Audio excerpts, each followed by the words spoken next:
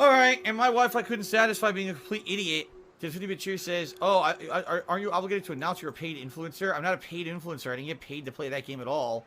It was a review code. So, you're an idiot. Okay. Alright.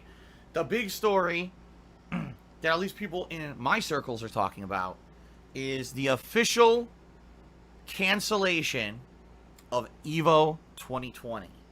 100% canceled. Now, I talked about this yesterday, that there were allegations on the internet put against Joey Queller, also known as Mr. Wizard, the CEO of EVO, that he basically committed pedophiliac actions about 20 years ago at Sunnyvale Golfland, which was the biggest Street Fighter related arcade on the West Coast in California.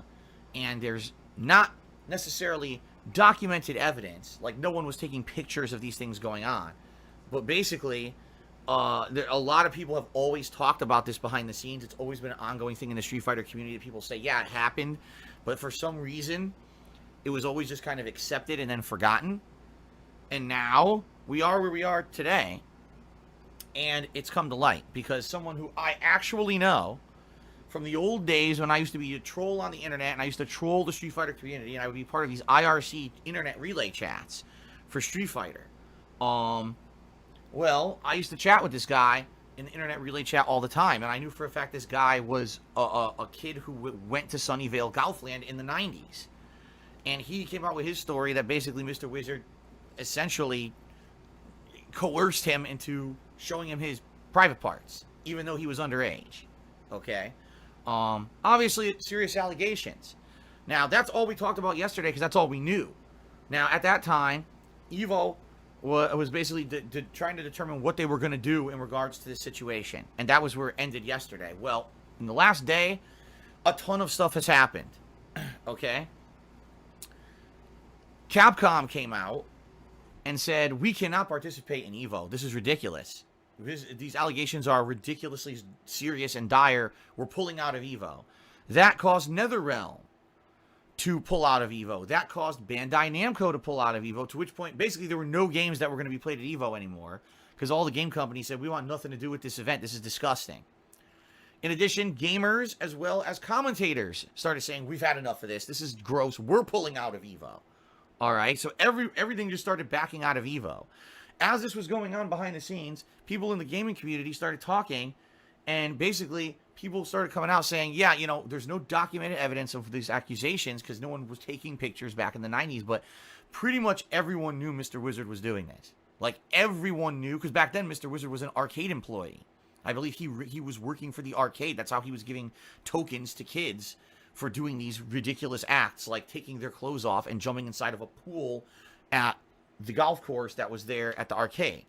All right? Like, this was known. This was well known that this was happening. But people back then just kind of shrugged their shoulders and said, well, it is what it is. None of my business. You know, it's not like today where we're all woke and on the internet everyone talks about and exposes this behavior and gets people in trouble for it. Back then it was like, well, it's weirdo fringe behavior, but you just kind of put up with it. Okay? Now, it all comes to light 20 years later, right? So everyone in the community is now talking about it, saying, yeah, everyone knew this. Everyone knew about this, about Mr. Wizard, and it's funny that now it comes to light, and now all of a sudden it's a big deal because of this Me Too movement and the, you know, tell your story kind of a deal on the internet and the cancel culture. Now it's a big deal, but people knew this about Mr. Wizard for 20 years, okay? So, now that all this comes out, EVO makes an announcement. Well, because of all these allegations, we've immediately suspended and removed Joey Queller from the company. He's out. He's not going to be part of EVO ever again. In addition, the company will now be turned over to Tony Cannon. He'll be the new CEO. It'll be his job to make sure that these kind of things don't happen within the company moving forward. And we're canceling EVO Online 2020. Now, first of all, during this happening as well, Joey posts up, Mr. Wizard posts up on Twitter saying, yes, in my young days, I did many horrible things that I'm very sorry for now, and I've tried to improve myself as a person in the last 20 years, and I'm really sorry for anyone I hurt. He basically publicly admitted that he did it. Okay? I think he realized there's no way he can deny this at this point, because people behind the scenes knew that this was true. This has always been public knowledge that people kind of talked about behind closed doors, but no one wanted to talk about in public in the Street Fighter community. So he basically admitted it. All right. So, to me, here's my reaction. All right. First of all, to the initial announcement of what Evo's doing to make changes. So, Joey's out. Okay, that's the right decision to make.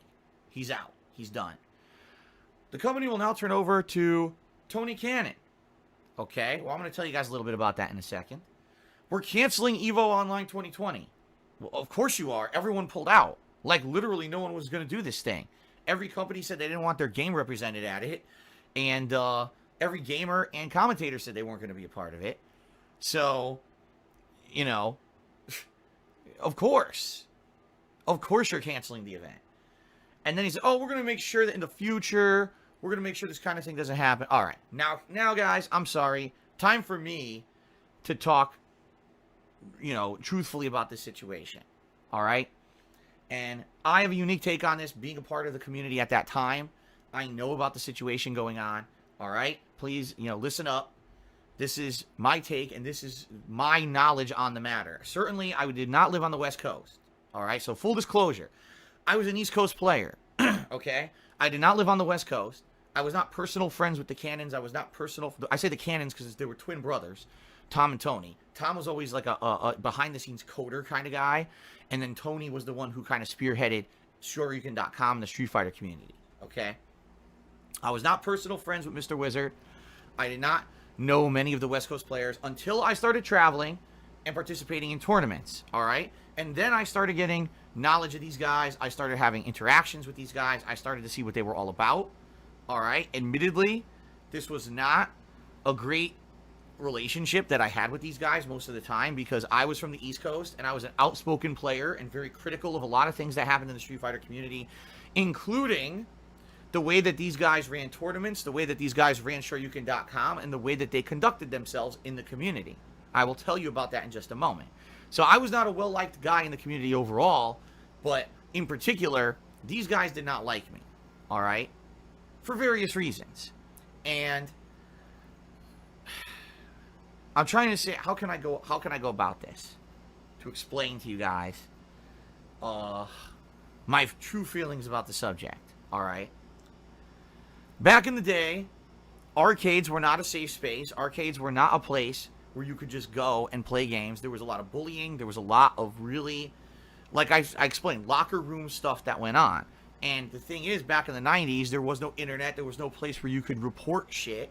So I'm absolutely sure that there was stuff that happened in video arcades during that era that was completely unacceptable by modern standards. Back then, when a weird thing happened, like a situation like this, most people would say, oh, that's just weird. I want nothing to do with that. Don't involve me with that weirdo shit. It wasn't like, oh, we should all gang up and report this to the authorities or do stuff like that. That was honestly not common. All right? It just wasn't. Okay? Now, in my experience in arcades on the East Coast of the United States, where I grew up, there were rumors about stuff that happened, but nothing was ever confirmed, and I was never personally involved with any kind of misbehavior or anything like that. All right, certainly, I'll tell you this right now. If I had ever been aware and had knowledge of and or evidence that something really fucked up happened in an arcade, I absolutely 1,000,000% would have told my parents, went to authorities, whatever it took. But at least I was lucky enough that that never happened to me. When I was growing up in the 90s, there was some weird shit that happened. There were guys who would play the game, and if they won a match, they would literally gyrate their hips and act like they were having sex with the fucking arcade machine. There were guys who would, like I said, at one time I was picked up upside down, and the guy pretended like he was going to spinning pile drive me onto the arcade floor because I beat him in a match. There was some really weird shit that happened in arcades that I witnessed. I already told you guys the story about the kid who talked so much shit to another group of people who weren't locals that they said, we can't wait for you to go outside because we're going to beat the shit out of you. We're waiting for you in the parking lot. So the kid was so scared, he crawled into the ceiling of the arcade to try to escape. He thought there was like an escape route through the ceiling of the arcade. He went to the bathroom, locked himself in there, crawled into the ceiling tiles, and was trying to find an escape route. Then he got stuck in the ceiling of the arcade, and they had to call the fire department to come get him out of the ceiling because he had talked so much shit, he didn't want to get his ass beat. All right? Personal things that I witnessed. Okay? But none of that has to do with this situation. I'm just giving you my personal take on some weirdo shit. That's the kind of stuff that I witnessed. I never witnessed any fucked up sexual stuff like this stuff that's going on. All right, this is disgusting. That these stories are coming out and everything. All right. Admittedly, when I was part of the competitive Street Fighter community, I always heard rumors about Mr. Wizard and that he did weird shit like this. And I was like, well, that's none of my business. I don't have evidence of it. There's nothing I can speak of. People who were there should have spoken up. People who were there who know this guy, right, should have done something about it if they knew that this was true. Or even if it was rumored to be true. They should have sat him the fuck down and said, what the fuck's your problem, man? You know, but to my knowledge, you know, I don't know anything about that. All I heard were rumors. So you don't judge people on rumor, right? You judge people on fact. And unless someone concretely came out and accused the guy of doing fucked up stuff, which never happened, right? Never were there outright allegations of anyone coming out and saying, this is really what happened, this is fucked up, this guy should be held accountable. Not until like 2 days ago, when this person who I knew from an IRC chat concretely accused him on the internet of doing it, and then Joey admitted it publicly that he had done it. Okay? So it took 20 years for this to catch up. All right? But, here's my take on the whole situation going on with Evo right now. So, Mr. Wizard steps down. He's out for good. The company is now turned over to Tony Cannon. All right, ladies and gentlemen, Tony Cannon is one of the Cannon brothers. Like I just mentioned, the twin brothers who, for the greater part of 20 years, have been in charge of the American Street Fighter community. All right? Now, how did they get in charge of the American Street Fighter community? Because they have money. There's no other reason. It wasn't that they were well respected in the community as known tournament organizers and top players. It wasn't because people, I don't know. Basically, these guys had a lot of money. And they were the only people who could finance big tournaments. And they decided they were going to do so. Now, I'm assuming originally they did it maybe because they loved Street Fighter, or maybe they thought they could turn it into a big business venture. I'm not sure what the reasoning was behind the scenes. But what I could tell you is this. At a time when in the 1990s, most Street Fighter tournaments were grassroots, were small, individually organized events, no real money backing behind them. It was people bringing, literally shipping in their personally owned Street Fighter cabinets to a location for people to play games. All right? Out of nowhere, the Cannon brothers come out of here and say, well, we're going to finance big scale tournaments and we're going to build a website called Shoryuken.com, which is going to be a focal hub for Street Fighter in the United States. Now, some people really liked this because they were like, wow, it sounds like Street Fighter is going to actually get an upgrade. People with money are actually going to come and try to finance events and stuff. And other people were very skeptical and like, well, I don't know who these guys are. You know, these guys are from the West Coast, apparently. You know, they're probably in cahoots with people from this Sunnyvale Golfland arcade. That's how people know them from, because they were locals there or whatever. And all of a sudden, they just decide they're going to be, like, figureheads in the community because they have money. It wasn't because people respected them as a huge authority or because they were tournament winners. They weren't.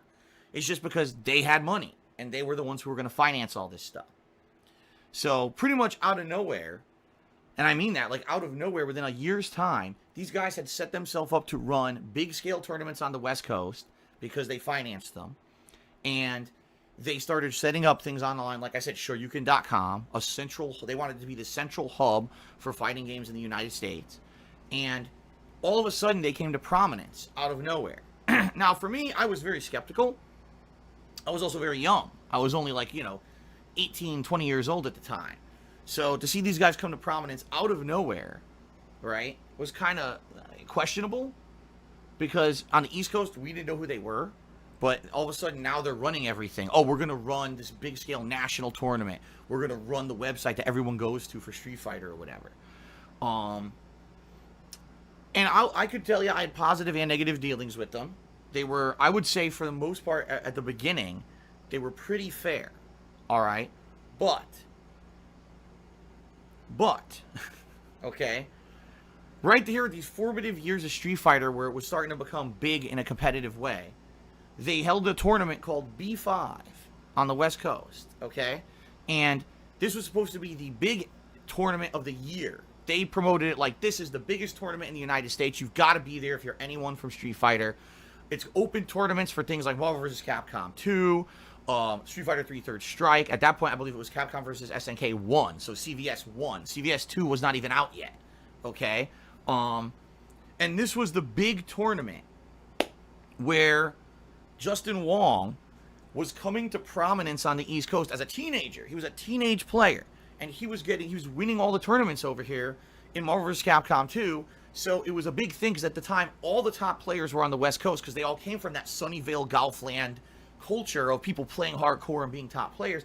There really weren't other established places in the United States where people were really as good as the players from there. But Justin Wong was exploding on the East Coast, winning every tournament, and basically it was like this East Coast, West Coast mentality, all right, of East Coast is just as good as the West Coast, but we don't have as much opportunity as you guys because you have this Sunnyvale Golfland arcade where everyone goes to play. We don't have that. We're more spread out. So this was supposed to be the big tournament where everyone was going to go to this tournament, and we're going to head up, fight each other. And yes, the Cannon brothers, Tony and Tom Cannon, and Mr. Wizard were running this tournament.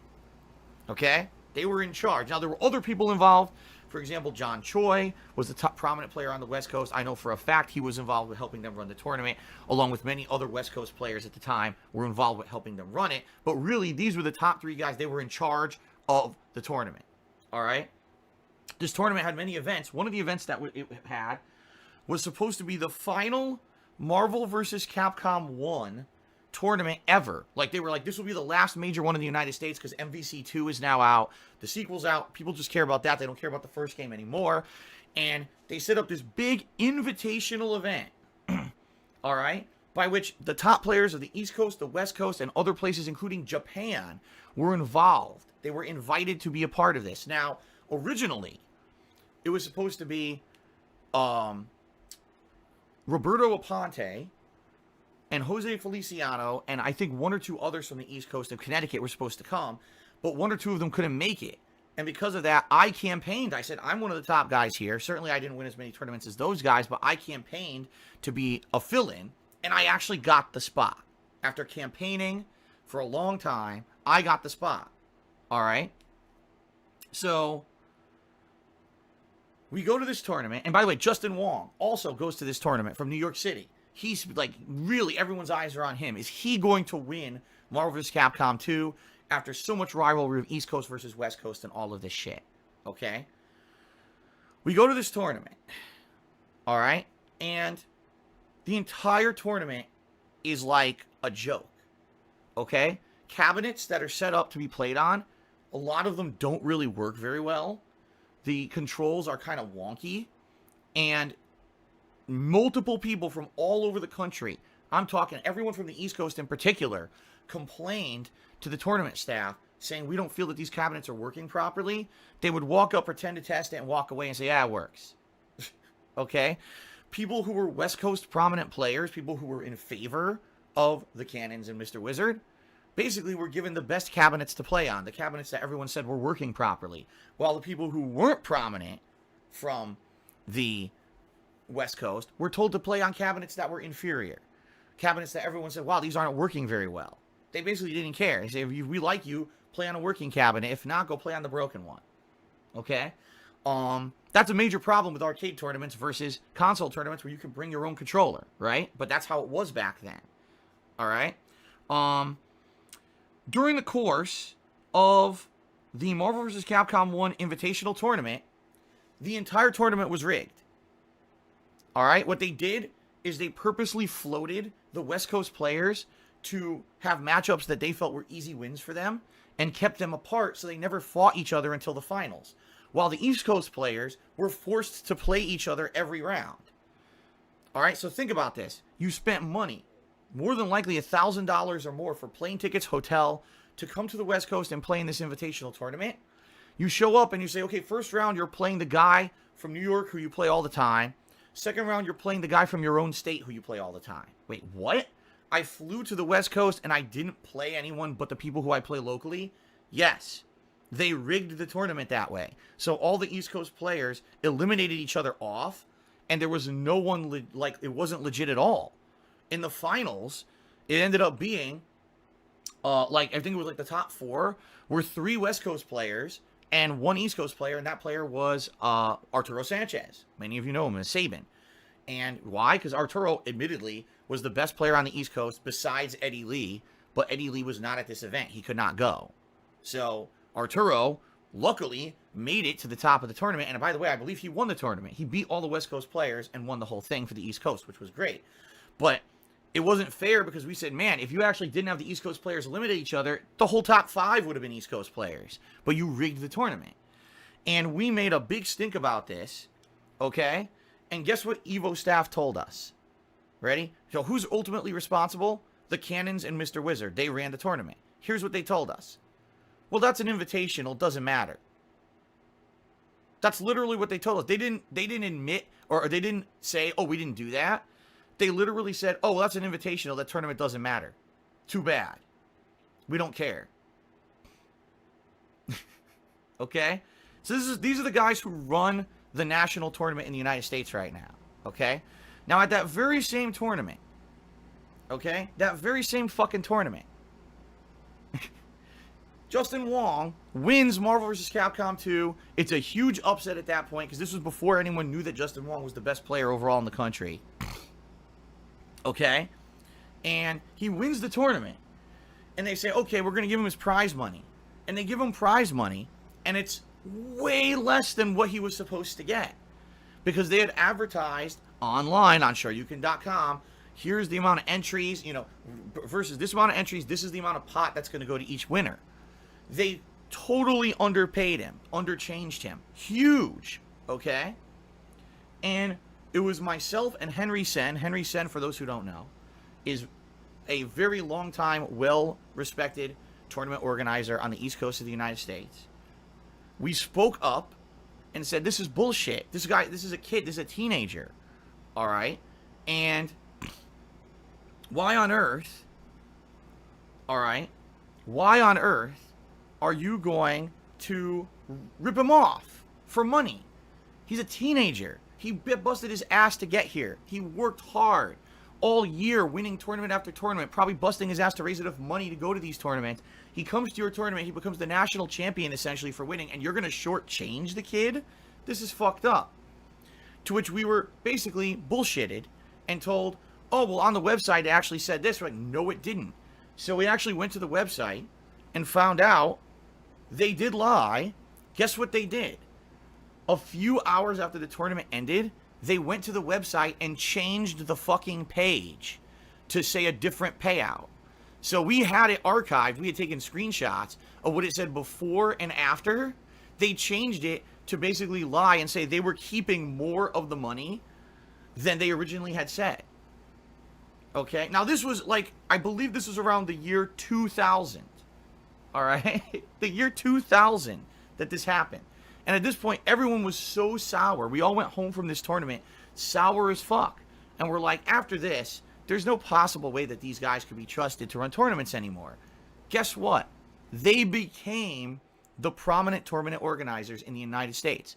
They held EVO, which became the prominent tournament, and you had to put up with it. It was either you go to EVO and you put up with these fucking these guys, you know, Tony Cannon, Mr. Wizard. You have to put up with them running these tournaments this way, or else you just don't play in big tournaments. You can go to your locals, you can go to regionals, but EVO became known as the national tournament.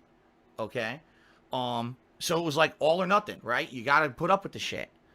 And it sucked because, you know, a lot of people who weren't favored on the West Coast always felt like they went to EVO and it was a waste of their time. They did. And because of this kind of mistreatment, because it always felt like things were not fair. All right? Now, fast forward to many years later, I actually became a relatively top player in the Super Turbo community around the 2006-2007 timeline, okay? And basically, at that point in my life, I was getting a little older. I didn't really care about the drama of the community anymore. I had calmed down a bit. And admittedly, I had a much better relationship with the Cannons and with Mr. Wizard. Like, I did. Like, they kind of, the drama of East Coast, West Coast rivalry was dying down. It was becoming, what really happened was, the prominence of Street Fighter, all right, had died down. And because the prominence of Street Fighter had died down, basically you had to take what you could get. If people were coming to your tournament, you better promote it as that, because you want more people to come to your tournament, because there were no new Capcom games. This was before Street Fighter 4 had come out. So you're talking 2006, 2007. The future of competitive Street Fighter is unknown. It may just die one day when people decide they don't want to play the same games again after they've been playing them for 6-7 years. All right. So at that point, admittedly, I would say they actually were very nice, and maybe they had learned and they were running better tournaments and the like. But even then, Evo was always behind the scenes controlled by the Cannons and Mr. Wizard. It was always them. They were always in charge of this competitive community. All right. So the point I'm making here, all right, is something very important, and why I feel I had to speak this knowledge is everyone in the competitive Street Fighter community basically knew that the Cannons and Mr. Wizard had a stranglehold on the U.S. competitive community, and there was no way we could stop them because they had the money to start these giant organized tournaments. Somehow they became the big dogs because they ran Shoryuken.com, and despite the fact that many people didn't like them and many people thought that they had done underhanded things, we had zero power to do anything about it. It was essentially either accept what they do or tough shit. All right? Now, over the years, that kind of mentality happened many times. I'll give you an example personally that happened to me. There was a time in the 2000s when the Cannon brothers, at this point I believe it was Tom Cannon, who was the coder of the brothers. He was the one who was writing GGPO netcode. Okay? He was pushing this heavily on the internet. People were able to use it for free to play games over the internet on their PC. You know, emulated versions of these games. And he was trying to basically perfect this netcode so he could sell it to game companies. He wanted to sell it to Capcom. He wanted to sell it to Bandai Namco. He wanted to sell it to all the fighting game companies and basically make tons of money because he felt his netcode was the best. What they did is they set up on Shoryuken.com a giant section of information where people would relay their experiences with GGPO, and they encouraged people to go there and tell their experiences about GGPO netcode. 99% of the people who posted positive things. And I said, how could this be possible? No one had a bad experience with this netcode. So I played it, and I was like, wait a minute, there's big problems with this netcode. The rollback is bad. There's a lot of dropped inputs, right? Now you're thinking, oh, this is what they want. They want positive feedback, right? They want real concrete positive feedback, all right?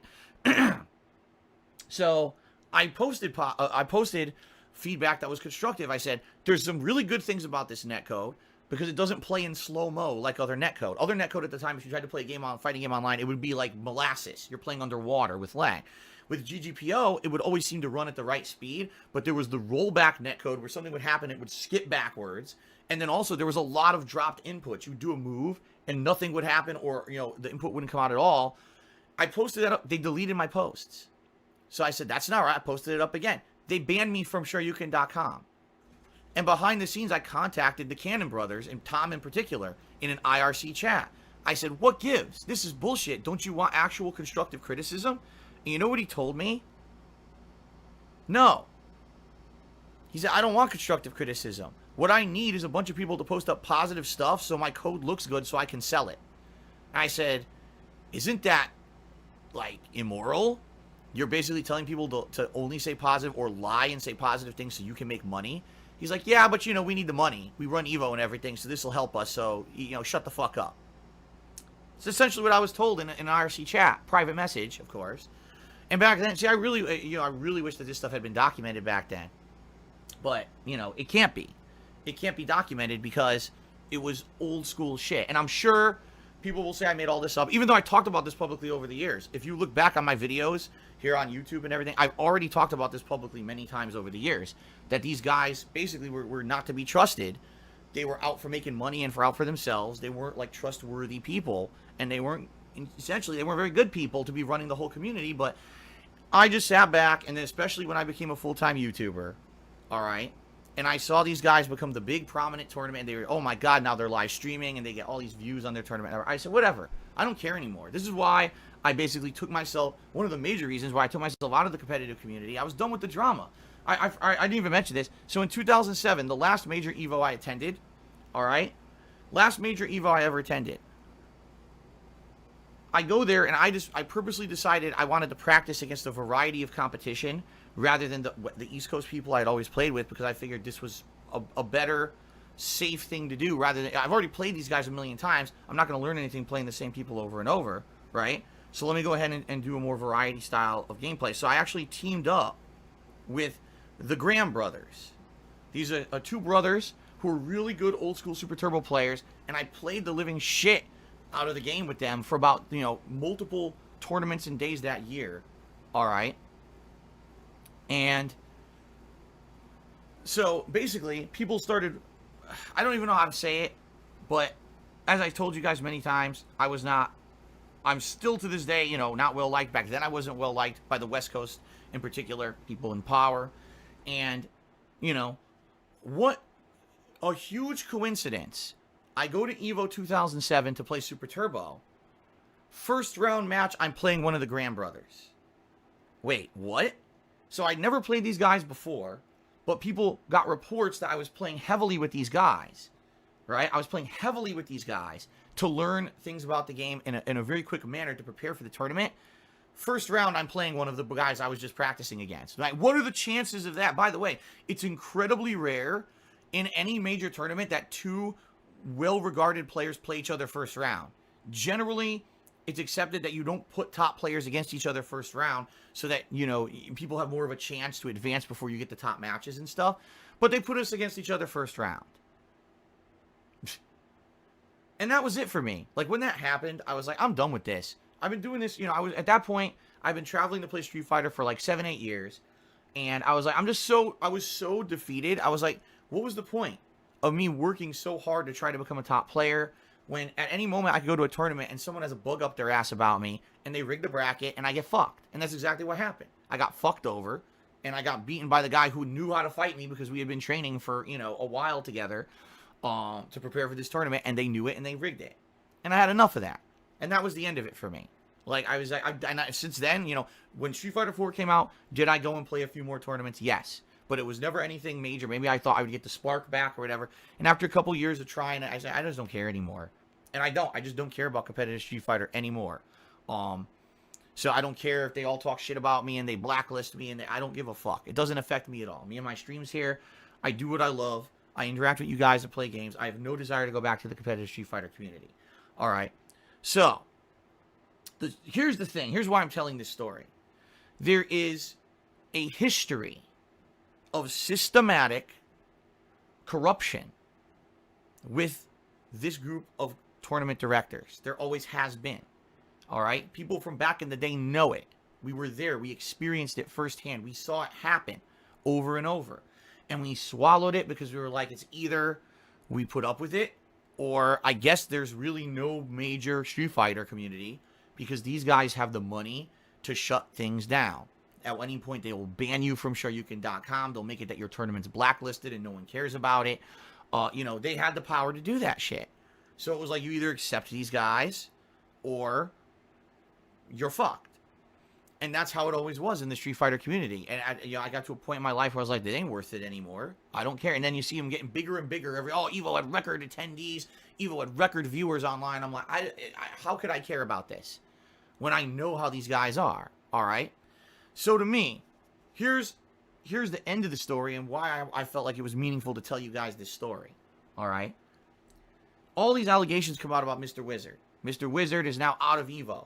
Oh, we're handing EVO over to Tony Cannon. What? That's not a change. Tony Cannon, Tom Cannon, Mr. Wizard were always the three guys in charge of fucking EVO. The Cannon brothers are incredibly longtime friends and knew Joey forever. They were well aware of these allegations, probably more so than anyone else, and never addressed them. They continued to put him into positions of power. They made him the CEO. By the way, they were the ones who behind the scenes owned EVO. All right, I don't know about now, legally, what they did, but behind the scenes, they were the ones who always owned the business. They were the ones who put him into power. Okay? So, we're making changes by turning the company back over to the people who really own it and who put this guy in power, even though they knew that he was doing this 20 years ago anyway. That's not a change. Someone made a really good post about this on Twitter. They said, this change is essentially taking the desk chairs, or excuse me, the deck chairs on the Titanic and just shuffling them around. Yeah, because you've got the same people who enabled a person who they knew was this kind of person, all right, to become a prominent guy and in charge of Evo. And now, oh, he's out, but we take back over. Like, wait, what? No. If you actually want this to be not corrupted by this really fucked up stuff that's going on right now, you need to clean the slate. You need to say, okay, we're going to put people in charge who are not the same people who've always been in charge and knew about this shit and basically swept it under the rug for 20 years. We need people who are actually going to do things right. They're going to hold people accountable. They're going to run a tournament well. They're going to do everything correctly. All right? Telling me that you're going to hand it over to a person who was enabler and a person who hid this for 20 years and put Mr. Wizard into more and more positions of power over the years, knowing this is not any solution at all. It's the opposite. It's called damage control. It's called, well, he finally got caught, so we'll pretend like we care, even though we had 20 years to do something about it and we didn't. Just the contrary, right? That's bullshit to me. All right? That's bullshit to me. So, listen. I have no power in the Street Fighter community. All right? Zero. I have no stake in the Street Fighter community. Zero. I have no plans to ever go back to the competitive Street Fighter community.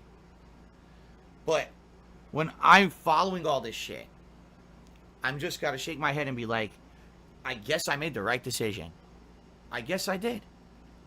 I get at one point, yeah, and I feel bad for the thousands of people who are part of the competitive fighting game community who are now going through this shit and they're like, what's going to happen to our future? I feel bad for them because they're invested. They love the games. There's a lot of people out there who aren't doing it for the wrong reasons. They love these games. They want to see the fighting game community become prominent. They want to see it become seriously, taken seriously. They want to see it grow as it has been in the past decade. And these things coming out, these allegations against these people are horrendously disgusting. And this is the kind of stuff that ruins a community. And I hope it doesn't. I hope that things somehow get better, all right? Because 20 years of the same people being in charge of competitive fighting games in the United States, all right? There's got to be a change now, and we couldn't institute or activate any changes 20 years ago when we first saw these guys doing corrupted stuff. We couldn't do it 13 years ago, when I quit competitive Street Fighter because I had enough of the bullshit. No power, but now people have the ability to step up and say, enough of this corruption and bullshit. Let's get someone new in there to actually become the new leaders of competitive fighting games in the United States. And we need that. We need someone fresh, someone new, someone different. I would support. Obviously, I know quite a few people on the East Coast who I believe still organize and run tournaments who could very well slide in there and do a national. But I don't see, I seriously don't see moving forward, the competitive Street Fighter community continuing to survive with the same people in charge. People who knew about this stuff for 20 years, hid it on purpose, because Mr. Wizard's their buddy, right? Oh, he's our buddy. He used to work at the arcade where we hung out, and we all became friends, and now we make him our buddy, and he runs everything, even though we know all this fucked up shit, So I'm done with competitive Street Fighter. I will play the games casually online. I'll have fun doing that, covering it, but I am not going to involve myself with this shit. I'm done with it. I'm too old for it. And I certainly, after all the drama and shit that I've been through with this community, I'm done with that garbage. I just want to sit here on my stream and have fun with you guys on a daily basis. And, this is a unique situation where I could actually tell you my experience with what happened with these guys and saying, enough is enough. Time to move on. Okay? And don't worry, because no one's going to care about what I say. No one's going to listen. If anything, this story will be spread as, oh, it's slander, it's bullshit, Phil made it all up, whatever. I just wanted to get it off my chest. I've told the full story now of my side of what I know. And now it's out there, and probably no one will care, and I don't care either. I'm just done with it. I'm just fucking done with it. Okay? It's hilarious because half the people in the stream chat just complain the whole time. Even though this is, you guys tune into the pre-stream, I'm going to talk about unrelated stuff. To what game I'm going to play today or whatever. People just sitting here complaining, right? So, it is what it is. Alright? I'm done with that shit. And now I'm never going to bring it up again. In fact, you know what? I'll say this up front. Don't bother me about it. Don't bother me about it ever again. I don't care. All right? I'm not going to sit here and talk about it anymore. I'm not part of it. I have no stake in it. I've said my piece. I got it off my chest. I never trusted those fucking guys. I always knew there was shit going on. They always got away with everything. And, you know, I wouldn't be surprised. I would not be fucking surprised that they still get away with it. And the next year they're running Evo and it's bigger than ever. I wouldn't even be fucking surprised. I would not be in the least surprised. Okay? Okay? All right, fair enough. Okay. Let's move on. Let's move on to another topic. And now I don't have to bring this shit up anymore because I'm done with it. Alexander Rossi, cheer. He said, back in the old days of the fighting community, it was a boys' club with all that sexual misconduct. How'd you avoid getting caught up in that shit if it was a normal thing to do? I didn't say there was massive sexual misconduct. I actually just told my story.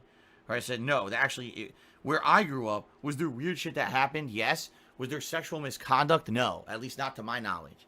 You know, and that was crazy because I grew up in the 90s where I was young. I was in my young teens when Street Fighter 2 first came out. So, you know, that would have been pretty fucked up if sexual stuff happened. It didn't. You know, to my knowledge, no crazy sexual misconduct happened where I grew up.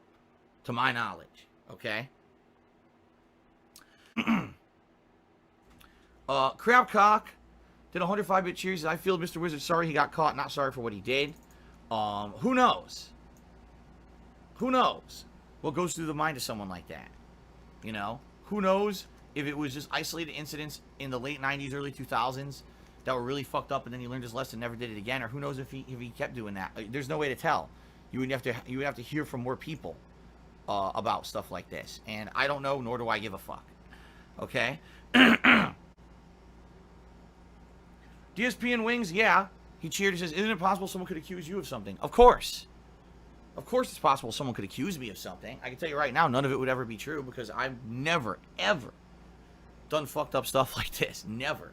I've told you, when I've been involved with anything like this, I never got myself involved with messed up stuff. I was like trying squeaky clean. I didn't want to get involved with fucked up stuff. I heard all the fucked up stories around me. I don't want to be involved in that. I'm here to play games, man. And then when I became a YouTuber, I'm here to document and make videos, man. That's all I'm here for. I don't want to be involved with any of this shit. You know, you can say, you can look at all the flaws I have and all the fucked up stuff I've done online publicly, and you can call me out for that stuff 1,000,000%. And, you know, I'll take all responsibility for that. But behind the scenes, no fucked up stuff happened with me, man. You know, I never wanted to involve myself with fucked up stuff like that. Okay? Oh, here we go. DSP and Wings, I have no idea what you're talking about, and if you keep bringing up unrelated shit like that, you're not going to be here anymore. Okay? I Killed Phil cheers. He says, are you going to play the fucking game? Yes. Then he cheered again. He says, tell me where the bad man touched you. That's not funny at all, and in fact, you're not getting a nice timeout because you think it's funny to joke about pedophilia. It's not. And now you can actually be banned for a while and see how you feel about that. See how funny that is when you're not on the stream anymore. Tarantula MS 2018 to me $4.20. He says, what you just said about the fighting community sounds very similar to what happened here in Pennsylvania with Sandusky and Joe Paterno. Yeah, I wouldn't know because I'm not into sports. Obviously, everyone heard in the news about corruption and covering stuff up, you know, over the years in that situation. Maybe it is. Maybe it actually is very similar to that situation. I don't know. I didn't really follow that story too much, but it's very possible. Thank you for the $4 tip, Tarantula. Nose Vacuum Charity says, why did you went on Evo things so long if you don't care? Don't you value our time? Because I said I had information I wanted to share. This is my personal experience with this whole thing. And people can do with it what they want. I'm sure most people will say it's not true. And say that I made it all up. Or I'm just salty and sour because I'm not part of the community anymore. I don't give a fuck. It was for my own, getting it off my chest, telling you what I knew, and you know, and that's it. That's very simple. Do with it as you will.